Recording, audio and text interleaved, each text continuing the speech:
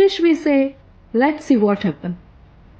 પણ ગુજરાતીમાં કવિ શ્રી કૃષ્ણદવે કહે છે, જો આપની સાથે શેર કરું છું, કે ઝાઝું વિચારવું જ નહીં.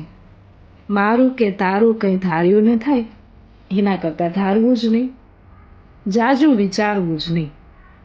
રહેવા મળે તો ક્યાંક તરણાની ટોચ ઉપર પડભણ પર ઝળહળ થઈ રહેવું.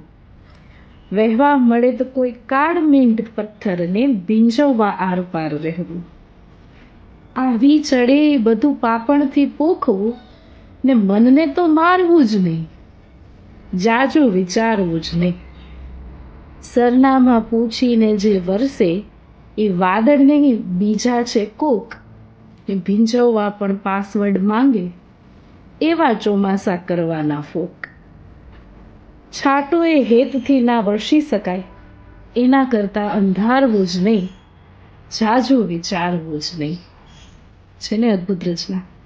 જ્યારે તમારી મરજીનું નથી થતું ત્યારે જાજુ વિચારવું જ નહીં, કેમ કે ત્યારે ઈશ્વરની મરજીનું થાય છે.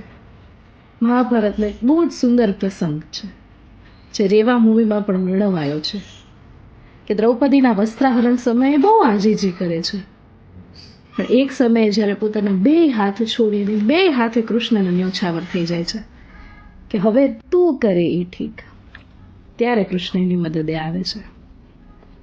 એટલે જ તો કહેવાયું છે, હરી ઈચ્છા બળવાન. Stay tuned.